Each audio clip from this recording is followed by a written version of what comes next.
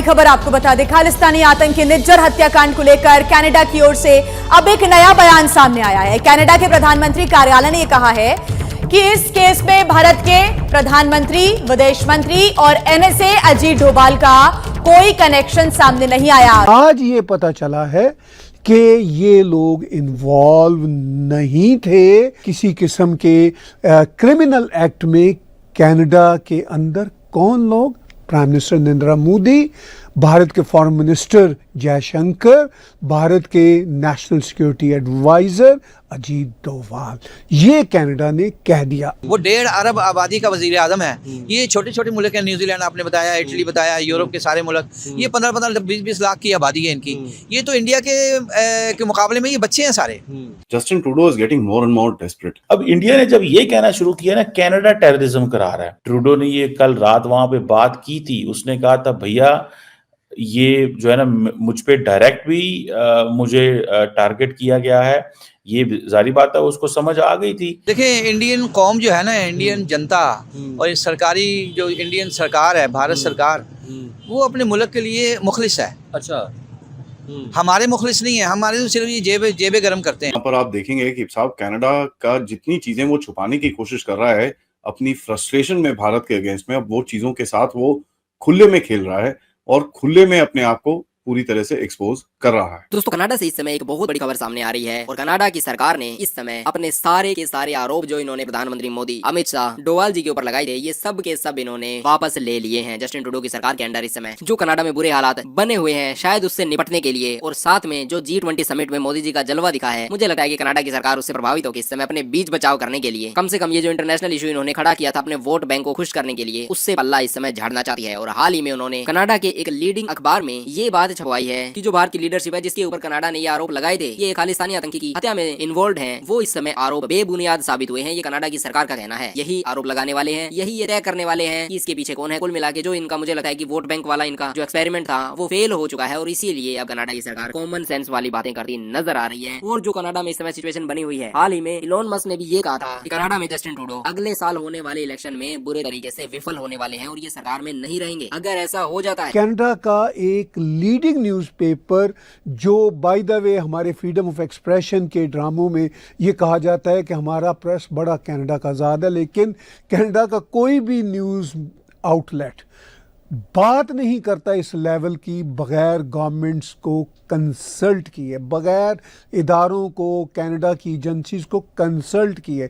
और अक्सर औक़ात तो इदारे और कनाडा की एजेंसीज़ कनाडा के बड़े बड़े मीडिया आउटलेट्स को फीड करते हैं और कहते हैं कि ये खबर चलाओ और ये ना चलाओ। इसी कॉन्टेक्स्ट में आप ऑलरेडी कुछ दिन पहले ये देख चुके हैं कि जब इन्हीं मिनिस्टर यानी डिप्टी मिनिस्टर साहिबा ने ये कहा था कि हमने लीक की थी वॉशिंगटन पोस्ट को खबर, क्योंकि हम चाहते थे कि हमारा नैरेटिव मीडिया में आए।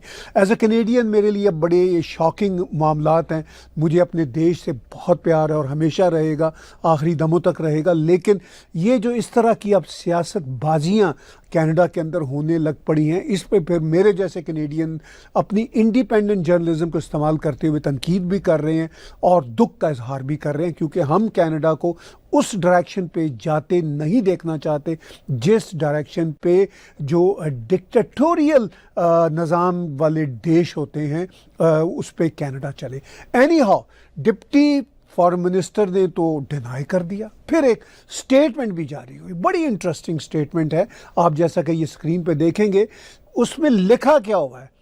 लिखा ये हुआ है कि on October 14th, because of significant and ongoing threat to public safety, the RCMP and officials took the extraordinary step of making public accusations of serious criminal activity in Canada perpetrated by agents of the government of India। यानी उस पहली वाली बात पे वो अभी भी कायम है कि वो हमने बड़ा जो स्टेप था क्यों लिया। अब वो कह रही हैं the government of India has not stated nor is it aware of evidence linking Prime Minister Modi, Minister Jaishankar, our National Security Advisor Doval, to the serious criminal activity within Canada. Any suggestion to the contrary is both speculative and inaccurate. तो कितना strong लफ्ज़ है, inaccurate. ये कह रहा है कि वो जो प्राइम मिनिस्टर मोदी को भी लिंक करने की कोशिश की जा रही है, या अजीत डोवाल को जो लिंक करने की कोशिश की जा रही है, या जयशंकर जी को, ये इनएक्यूरेट है, स्पेकुलेटिव है। आज ये पता चला है कि ये लोग इन्वॉल्व नहीं थे किसी किस्म के क्रिमिनल एक्ट में। कनाडा के अंदर कौन लोग? प्राइम मिनिस्टर नरेंद्र मोदी, भारत के फॉरेन मिनिस्टर जयशंकर, भारत के national security adviser Ajit Doval. ये कनाडा ने कह दिया। अब जब प्राइम मिनिस्टर ट्रूडो से पूछा गया एक प्रेस ब्रीफिंग के दौरान कि जनाब, आपका सबसे बड़ा मीडिया आउटलेट या one of the leading media outlets in Canada, Globe and Mail, ये इल्ज़ाम लगा रहा है 3 दिन पहले कि जी मोदी भी उसमें इन्वॉल्व थे, उनको भी पता था, जयशंकर भी इन्वॉल्व थे, अजीत डोवाल भी इन्वॉल्व थे, तो अब आपकी फॉरेन मिनिस्ट्री कह रही है कि वो इन्वॉल्व नहीं थे। तो ये क्या खबर है? Justin Trudeau is getting more and more desperate.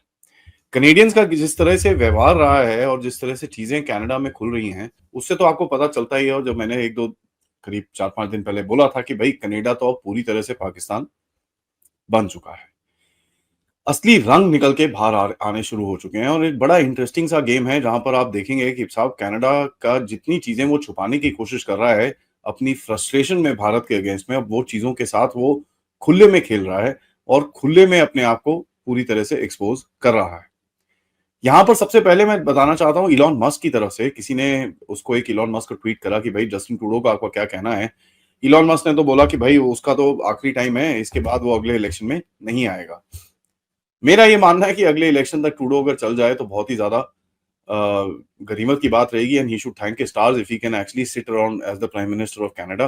क्योंकि जिस तरह से पॉलिटिकली उसके लिए चीजें चल रही हैं उस देश के अंदर, I don't think that he will be able to sit there for that long. But you know, miracles do happen. तो देखते हैं आगे होगा क्या उस गेम के अंदर, क्योंकि काफी हद तक ट्रूडो के अगेंस्ट में जिस तरह से एक मूवमेंट चल रही है, और जब अभी डोनाल्ड ट्रंप आएंगे तो वहां पर वैसे भी आपको पता ही है ट्रूडो और डोनाल्ड ट्रंप के रिलेशन तो बड़े जबरदस्त से हैं, तो ये कुछ गेम बड़ी हीटअप होने वाली है।